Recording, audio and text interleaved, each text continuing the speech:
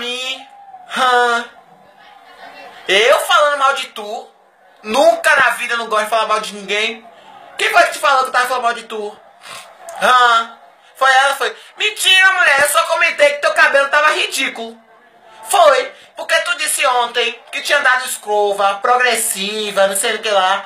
E passou um vento, minha filha, um tsunami, quase um tsunami. Levou quase minha amiga do lado, que era esquelética, besteirinha, branquinha de nada, peste bubônica.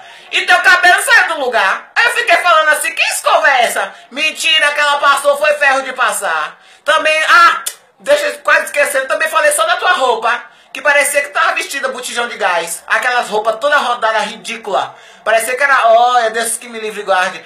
Também falei dos teus dentes, bichinha. Que parecia um bambu todo envergado. Foi, só isso. Foi. Falei também do teu subaco. Foi. Que parecia uma Mata Atlântica desmatada. Tudo preto. Besteirinha, braquinha de nada. Fora isso, eu não falei de ninguém. Porque tu sabe, né, amiga? Eu sou amigo, falo logo na cara.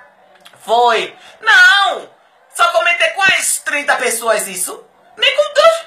Lá tinha 20. Comentei só com 30. Foi. Não, mulher, tu sabe que eu não gosto de falar a vida dos outros, né? Sei. Tá, beijo. Tô nem aí, falo mesmo. Se nasceu feia porque quis. Se quisesse que ninguém falasse mal, nascia bonita. Né? Nasceu feia. Volte para a eternidade, Binha. Vá lá, volte. Ridícula, se preserva, coisa frieira dos infernos.